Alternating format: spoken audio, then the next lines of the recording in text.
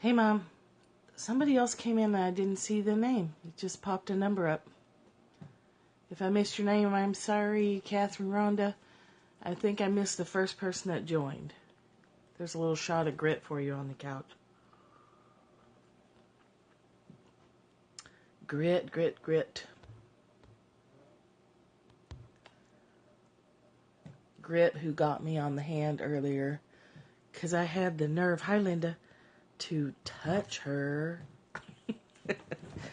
Hey, hey.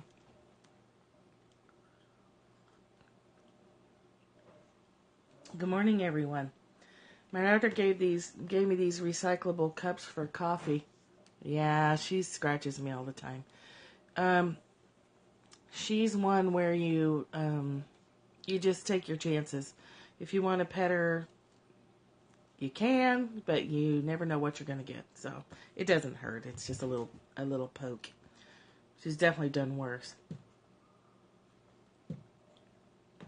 These recyclable cups from Aladdin, I don't recommend them. They're extremely hot and hard to hold. Because you're not at Starbucks, you don't have a sleeve. Unless you have a reusable sleeve, and then by all means go for it. I was using it hoping it would keep my coffee hot longer, but now it's too hot. So, it's not hot enough. Now it's too hot.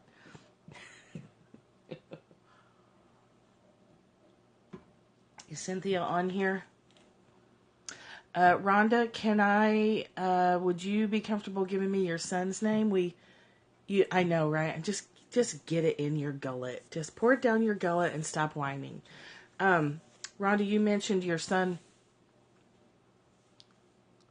Styrofoam, may have Marfan syndrome also, like Cynthia and her, or let's hope Cynthia doesn't have it, but like Cynthia's father. And I wanted to get his name, William. Okay. I'm going to put him on the little prayer list here, if that's okay. If you think he'd be all right with that.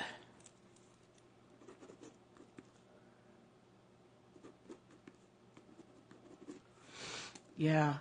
Rhonda's son. Her son. She mentioned it yesterday, and then it went flying by. And then later I thought, I didn't get his name. And we could have added him to our list. Will Smith. That's ironic.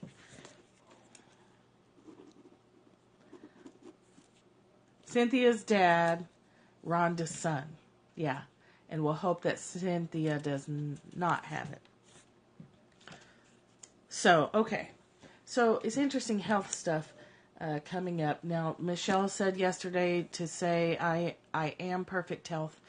And I like that. I like when we say, I am already something, rather than I'm going to be, or I'm becoming, or whatever, like you're already it. So I was saying that last night. Fibrodysplasia. I don't know. I don't know what that is. Unless you're autocorrect and you meant fibromyalgia. I don't know which one. Anyway, health problems they just suck, right?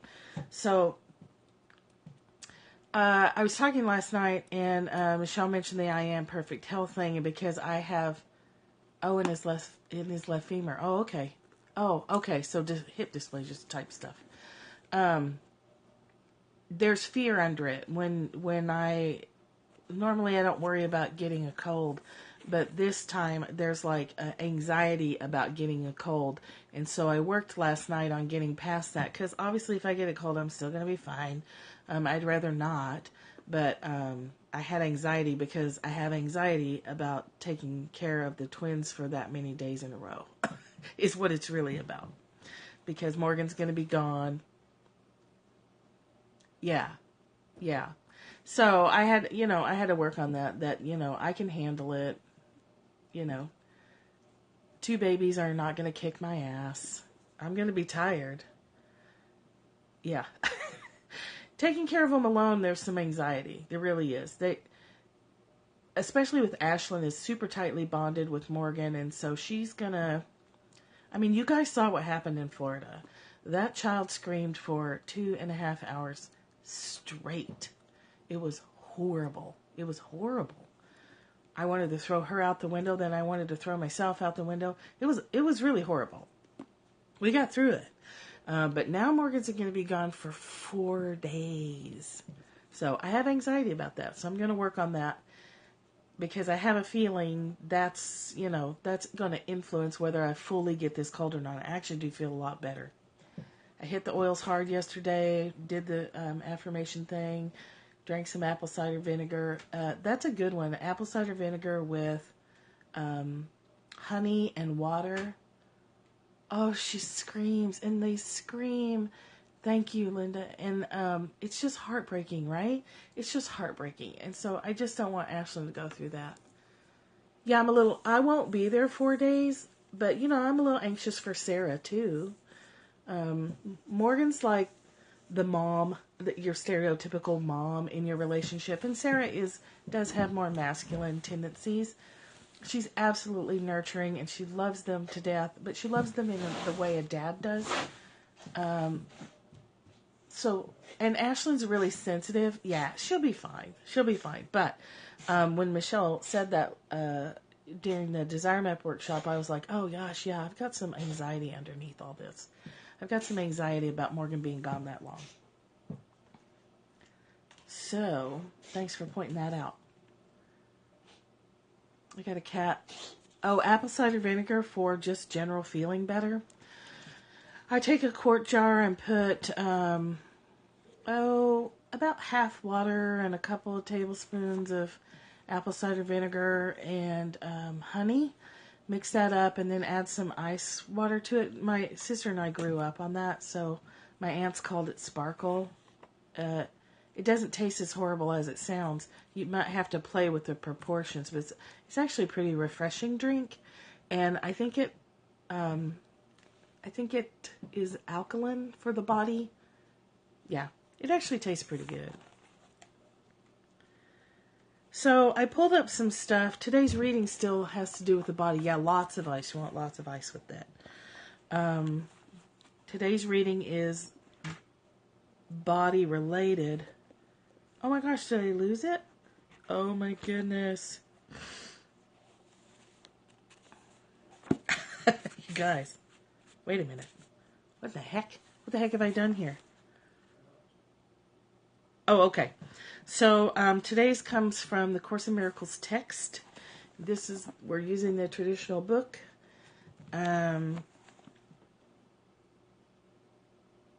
Let's see. I may have lost the exact section.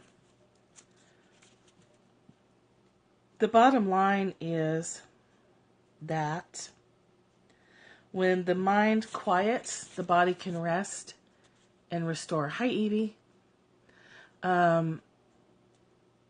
Sickness is our vulnerability to sickness has a direct correlation with what we're doing in our mind.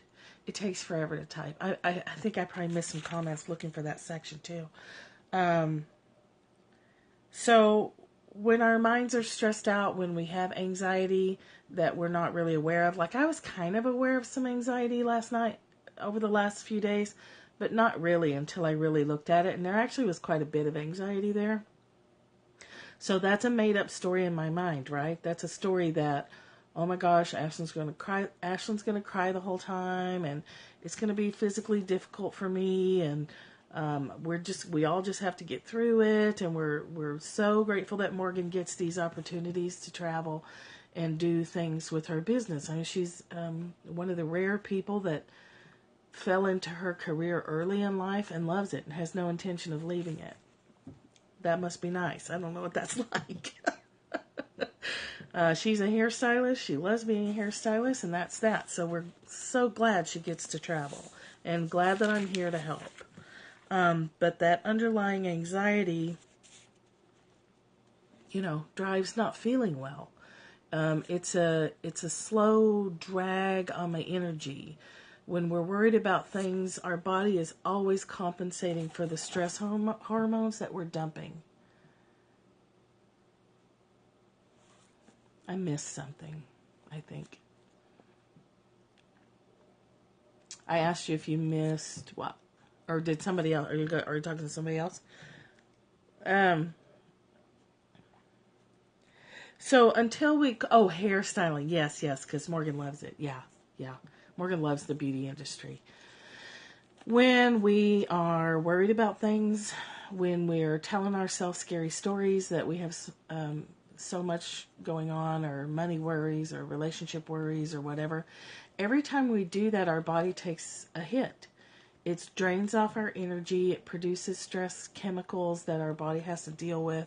So that's affecting your kidneys, your liver, your adrenal glands, your whole, your lymph system, every single thing, your heart rate, your blood pressure, your stomach acid production. Those hormones, because we're used to them, we treat them kind of casually. We don't really think much about it, but they're really hard on our bodies. They really are. So the Course in Miracles teaching us to get our minds under control and get our minds in the position, me too, while we're doing our best, right, to spread the word.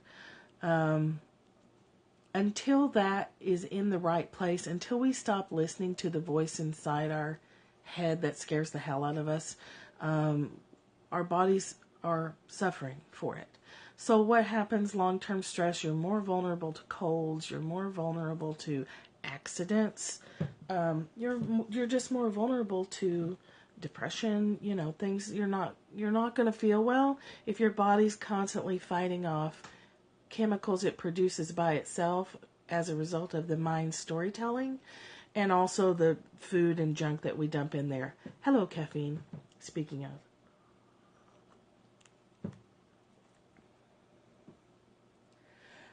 The Course in Miracles can teach you to stop that. It can teach you what we're learning every day is to hear what we're telling ourselves, right? Hello, caffeine. We've got to hear what we're saying so that we can change it. Until we hear it, we have no hope of changing it. And then when we hear it, we have to come to understand that it really does have an impact. It's no joke. It's no fruity, new age, fly-by-night, cat poster philosophy. It's real. Your mind screws with your body. And then a sick body makes for a further sick mind, right? So we get in a vicious cycle. And we're not going to feel better until we feel better internally. Then we're going to be more likely to exercise. Then we're going to be more likely to put down the sugar. Once we recognize that it's just an outgrowth of stressful thoughts. It's an outgrowth of letting the mind be in control of our lives when the mind is not meant to be in control of our lives. Our connection to spirit is meant to control our lives. When we lose that connection, everything else, domino effect, falls away from us. Relationships fall away from us. We crave things that other people can't give us. We crave situations that aren't going to solve our problem. We seek outside ourselves for something to fill that craving, that emptiness, that restlessness, that addictive kind of craving quality that we can fall into. All because we're not taking control of what our mind is telling us on a daily basis. It's really simple and not. It's a simple concept. It's hard to practice. I think it's hard to actually believe that it's true, and it's hard to practice it long enough to prove to yourself that it's true. I was reading in a book, I've read this several places, so you may have heard this too, where a kid asks an adult, okay, so you're in a room, there's 3 doors. Every door has a tiger behind it that's starving, or a lion, or something that's a monster is behind the door. So which door would you pick? And did I just lose the punchline? Which door would you choose? Or what would you do? And the woman is like, oh my God, I don't know what to do. Every door is scary. And the kid's like, well, I'd stop imagining. So, we create our own tigers. I kind of blew that whole story, but you get what I mean. Like, imagine that these terrible things are going to happen to you. And, oh my God, what are you going to do? And the kid's like, you could stop imagining that terrible things are going to happen to you. Duh. Stop it. So cute. Kids are smart. I don't know if that's a made-up thing or not, but I know I've read it in at least 2 different books.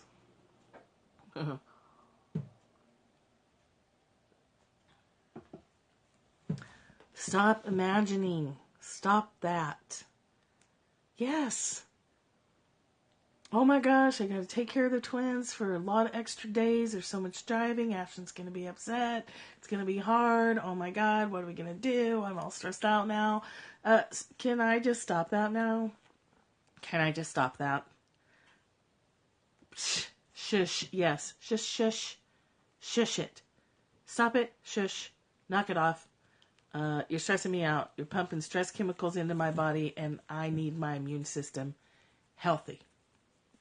Pretzels and a Coke. Stop it. See? Linda's good with those emojis. Okay, so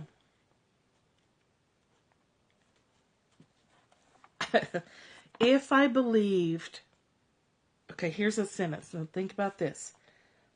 Sickness is a way of demonstrating that you can be hurt. It is a witness to your frailty, your vulnerability, and your extreme need to depend on external guidance. The ego uses this as its best argument for your need for its guidance. It dictates endless prescriptions for avoiding catastrophic outcomes. The Holy Spirit, perfectly aware of the same situation, does not bother to analyze it at all. If data are meaningless, there is no point in analyzing them. Ashlyn's response to one of her moms being out of town is a meaningless piece of data that requires no analysis. It doesn't need to be analyzed at all, because she's going to respond the way she responds, and we're going to do our best to comfort her and keep her entertained, and that's that. It's an outward physical manifestation of our fears, because our fears stress out and wear out our bodies. Our fears devastate our immune systems, making us vulnerable to all kinds of garbage. Then we're vulnerable to marketing that tells us that this time of year we're all supposed to be sick and go buy NyQuil.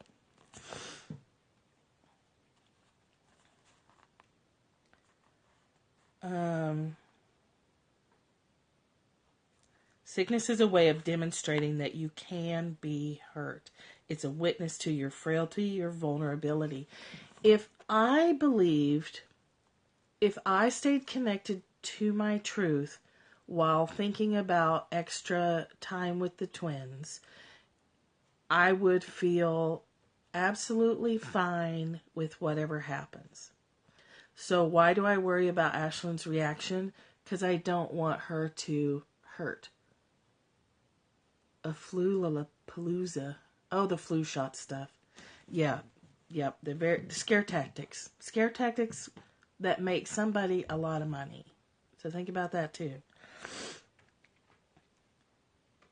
If I was sure, if I was totally confident in Ashlyn's ability to handle her own destiny, I wouldn't worry about it. I would trust that whatever she goes through is part of what she came here to do, and that's her business, not mine, even though she's a little baby. So we do what we can. We give her snacks, we cuddle her, she loves cuddling, we read to her, we do what we can. And she gets to learn that she can draw on herself and other people around her to attract people to get the flu shot. Yeah, so it sounds like a marketing campaign, right? Like I got the flu shot so I don't get sick, right? No. Nope. Hi, HJ. We talked earlier about apple cider vinegar, honey and water together as a good thing for sickness. So today we're talking about the mind creating sickness. And sickness is a way of demonstrating that you can be hurt.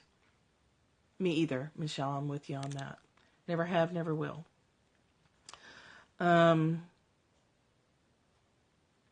It all stems from,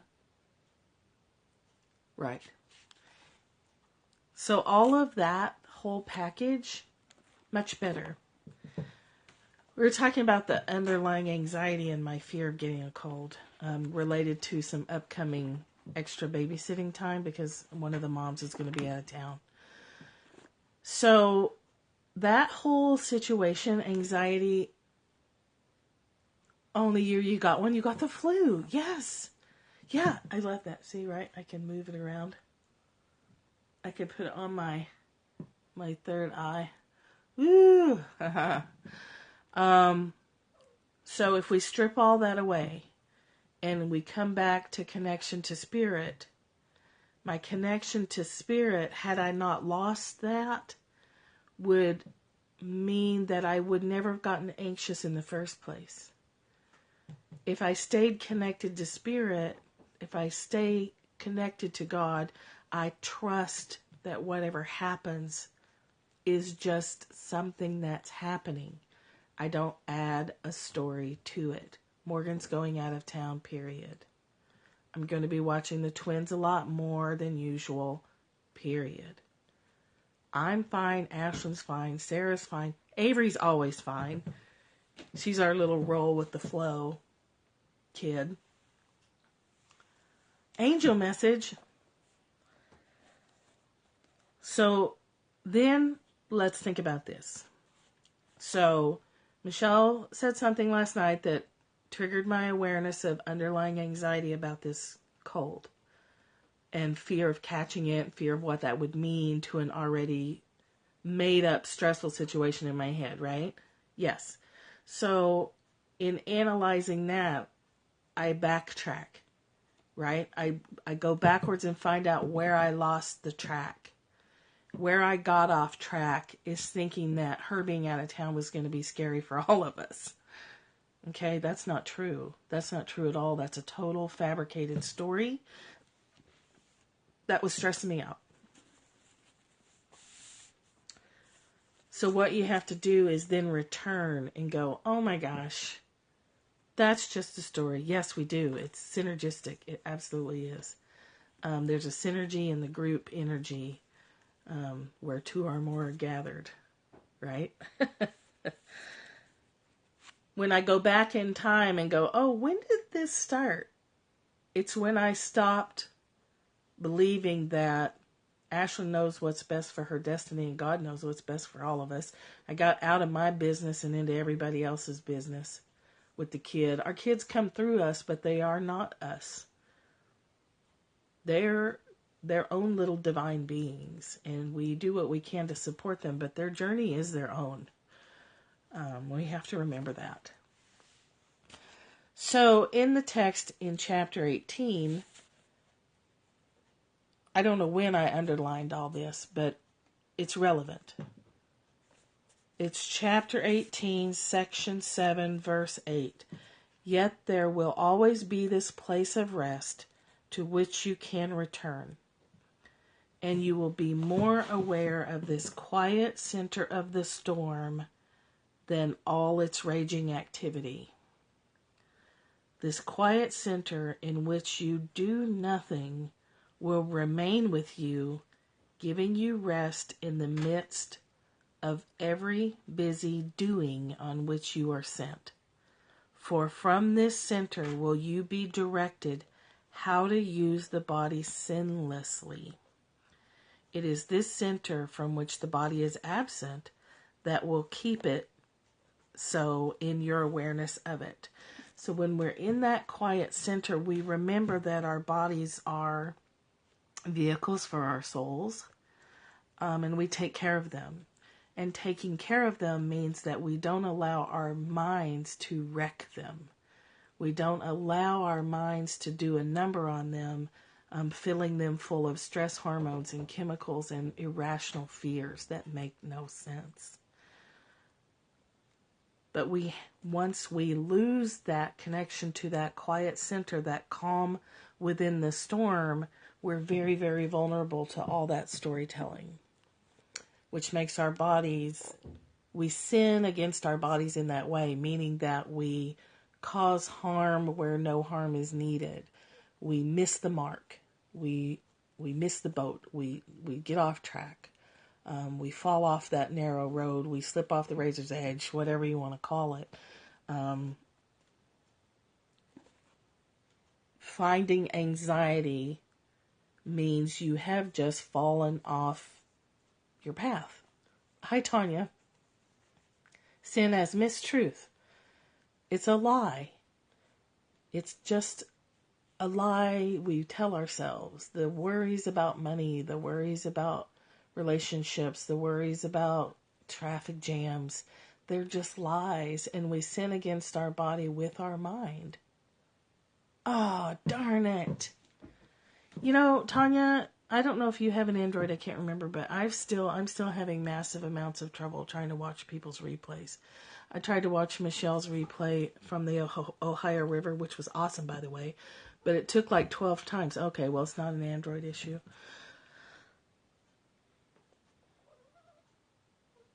So does that make sense? Sickness originates in our mind, and our storytelling originates from when we fall off of our path and we fall into storytelling along with our mind. And everything falls apart from there. Then we're running around in circles chasing our tails and getting nowhere. We feel powerless, right? That's when we feel like a victim. That's when we feel victimized by circumstances, and we're not victimized by circumstances. We're spiritual warriors, and we have all the power in the universe available to us anytime we want it. We just forget.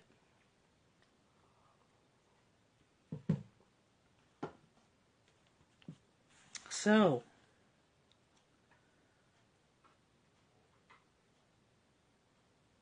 I don't know how that relates to things that we're born with, things that are genetic and get triggered. I don't know if we're born with genetic things that we get so stressed out and it triggers our DNA. I don't know. Go out, check your messages, go back and play it. Thank you. It was super frustrating.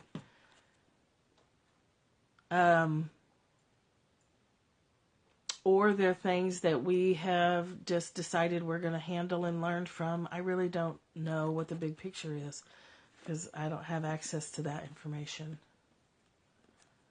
Go out on a replay, it starts over. Yeah, it does. You have to start all over from the beginning. I've been using Catch a lot more, but that's frustrating because I do like to leave people hearts, and you can't do that on Catch. So is this making sense to you? We have an immune system. We have a body. Oh, I didn't know that either. You guys are full of all kinds of technical help. We sin against our body when we storytell and we don't stop it. And it's our responsibility to stop it because we have free will. No one's going to stop it for us. We have to do it ourselves. We can draw on help from God to do it. We can say, I'm having trouble stopping all this storytelling nonsense. Can you help me? Pause it first, go out, then come back and play. Thank you, Michelle. I'll try that. It took me many different times, and finally about 2 hours later, I wanted to watch Jess Carlson's business scope she did, and it took quite a while to get to it. I was able to finally see it, but I don't know where she's going to find a virtual assistant for $15 an hour. I'm really hoping that she can find someone good. It's purging energy, inner shifts to create more space for pure source. Absolutely true. I believe that too. I think it's a lot of things. I think it's multidimensional. For me, right. For me personally, in this particular moment in time, this particular cold, definitely, and I don't have it. Like it was, I was aware of it yesterday and started using my oils and doing the things that I can do to support my physical body. And then last night did a lot of work on supporting my mind in letting go of a story that was not even true. So today is a day off for me. Other than this, I try to take Wednesdays off. I got a ton of work done yesterday. And then after the Desire Map workshops, I'm usually pretty fired up. So I was up till, 12:30 or 1 or something. But yeah, I feel a whole lot better. I do. So I use thieves oil Yesterday on my wrist 3 times. I inhaled basil oil a lot. Everything's relative. My whole life is spent on trying to see things from a million different perspectives. What else did I use? Yeah, we all have different frames of reference, and being respectful of those is key to peace, for me anyway. What else did I use? I used vitamin C, and then some apple cider vinegar water with honey, and a lot of water. Oh, Tulsi tea. I don't know if you guys are familiar with Tulsi tea. It's holy basil. I buy a brand, I can't remember the name of it. It just says Tulsi. Tulsi, Tulsi tea. Drank a couple of cups of that. But really letting go of the anxiety, it was an immediate relief. Like, I just got off track. Tulsi tea, Tulsi. It's great immune support. It's very good. It's very good stuff. Yeah. Yeah. I had some pretty strong fear going there that I didn't want to get sick. So at least I could support my body while I was figuring out the rest of it. And now I don't have to tell my story. So the story I tell myself now is, it's not really my business how Ashlyn feels when her mom is gone. It's my business to be there and comfort her and provide support for her. But her deal with Morgan is her deal with Morgan. That's not really my business. She is tightly bonded to Morgan. So that's not, can't do anything about that. Morgan has to take the trip. It serves the family the best for her to take that trip. So we'll be fine. I'll support our bodies. We've got Rescue Remedy for Ashlyn to help her with her emotions, and we'll do a lot of praying and remember to stay connected to God. And if she cries, we'll just walk the floor with her and probably cry too. Hi, Roseanne. We are just wrapping up. I hope you'll be able to watch the replay. We had a good discussion today about how our minds impact our bodies and lead to illness. And the big takeaway for me is that illness is representative of the belief that I think that I can be hurt. 4 days. 4 days. She's leaving Thursday. She'll be back Thursday night. Yeah, I thought that too once I was able to relax a little, that it may be a time for her to understand that there are other people in the world that can help her besides Morgan.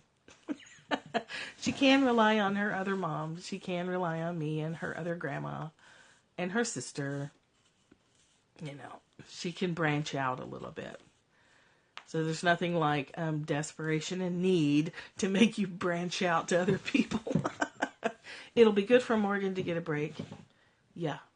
She hasn't had a break since they were born. So Sarah had a break when Morgan and I went to Florida. Tell that to your Brooke. Oh. Other people can help you, Brooke. And Morgan gets, 4 days in New York. They're staying at the Waldorf. How cool is that? Like, that's massively cool. She's doing hair stuff. She's going to have a blast. She's going with her boss and her coworkers.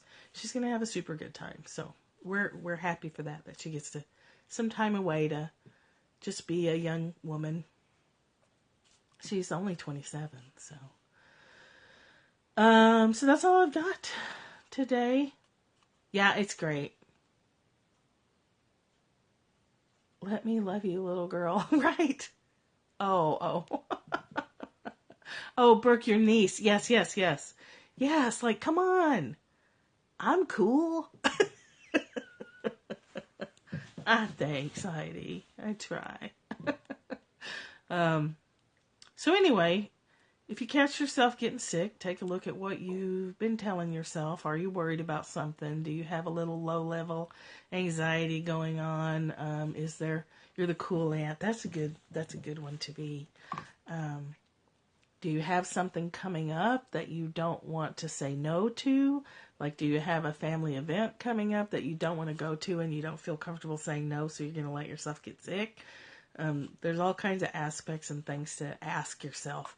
These hearts are beautiful, by the way. Thank you for all that. There's like all these different shades of blue and then a splash of peach. That's a beautiful combination. And then there's a little green. They're so cool. Thank you. Okay. That's all I got. So tomorrow I'll be down with the little chickens, and we'll see how much we can get done. Oh, I'm glad you caught part of it. Let me know how that peppermint oil works for your son's stomach. I think it's hilarious that he's skeptical. Hey, Evie. You're the pink. You're that little splash of pink in there.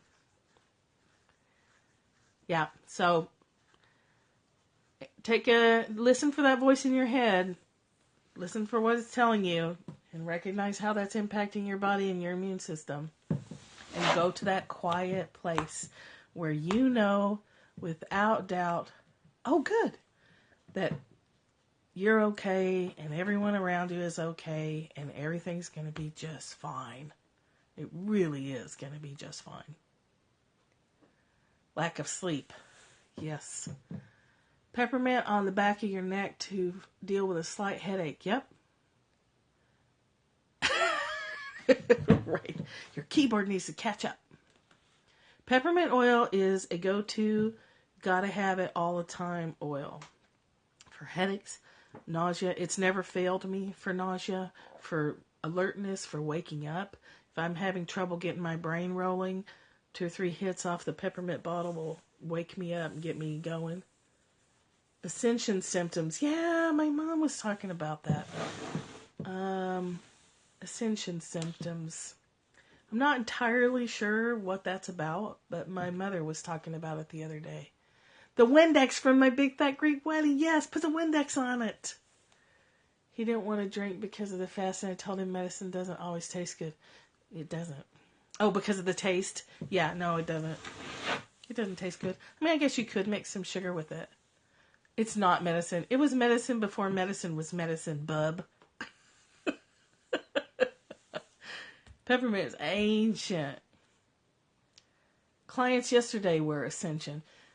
So yeah, headaches, nausea, there's some other stuff. My mom's mentioned it a couple times. Even spiritual medicine is hard work and hard to swallow. Yes. Yes. Just got to watch the stories going on in your head. You've brainwashed them all now, so you have to reverse it. Well, they can go hand in hand. Like, there's a place for current medical. There's a place for old-time medical. There's a place for them both. I tend to try natural remedies first. Well, let me tell you this. I always try natural remedies first. But if that doesn't work, I go to the doctor. Speedy McTexie text and the emoji queen, right? Super fast with those emojis. You guys. You guys. You're so funny. So Tanya's missing package, I mailed her Desire Map stuff. It's supposed to be delivered today. I sent a nastygram last night and was like, what the fuck? And darn if it's not on the truck to be delivered today. So it must have just been sitting on a shelf somewhere. Thank you. I have a skirt on too. I'm all snazzy today. That's because I couldn't find my sweats. Right. Someone in Charlotte wanted it. Look at this. You show off. You're so funny, you little brat. Yeah, I'm all fancy pants today. Linda, you're hilarious. Oh my God, you're so cute. She's so cute. Biatch. Now we all feel stupid. Oh no, you're welcome. I was actually pretty annoyed by that. Desire Map stuff.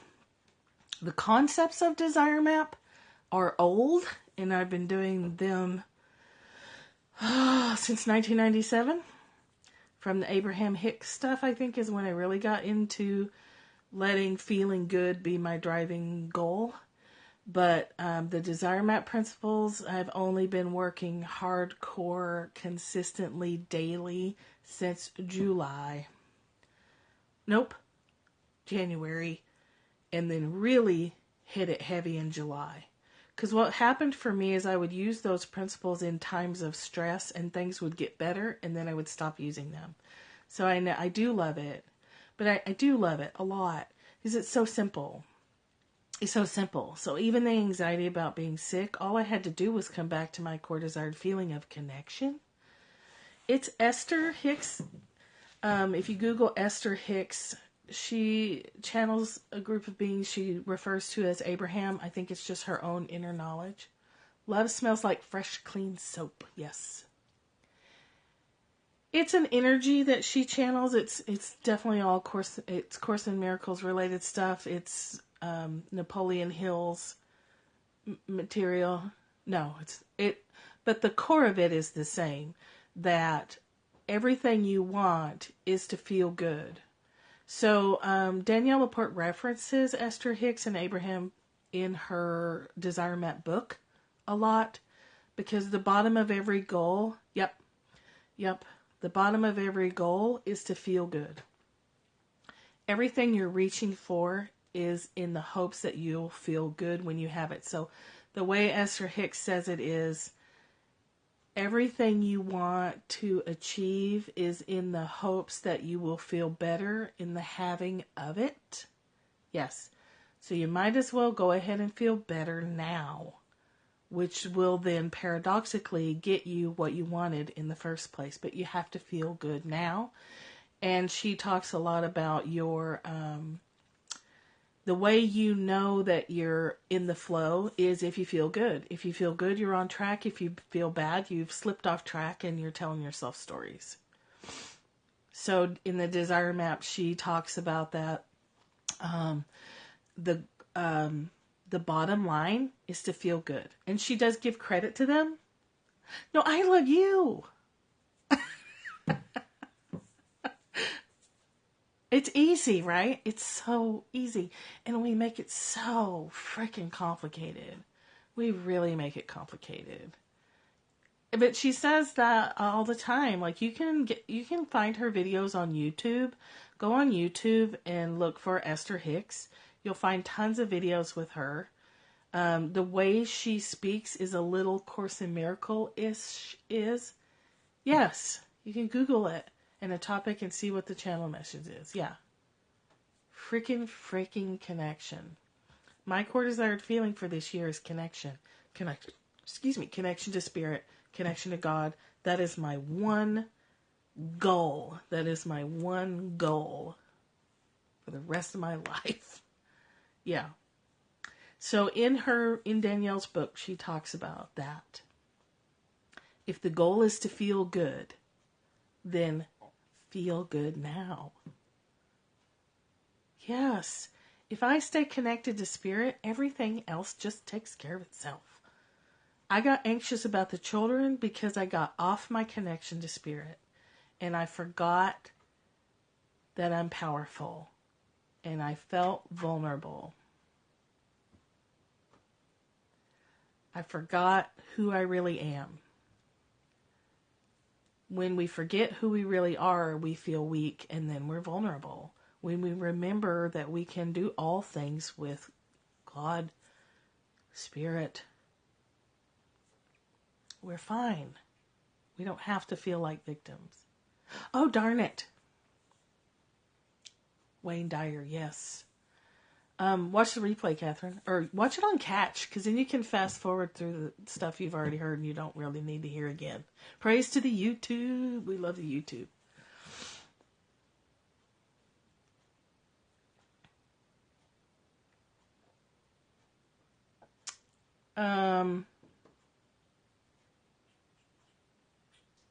The Abraham Hicks stuff, the Napoleon Hill stuff, the Danielle Laporte stuff, the Bible stuff. The Bible says, seek first the kingdom of God, and all else shall be given unto you. That's old. Ancient Roman stuff, we talked about this the other day. Ancient Roman texts talk about it. You gotta feel good first. Your phone is mean today. Darn phone. Mine was doing that yesterday, and it was really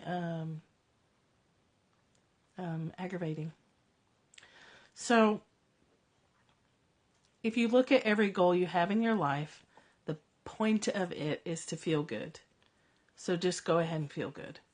And then you'll find out if you are uncomfortable with feeling good, and then you can work on that.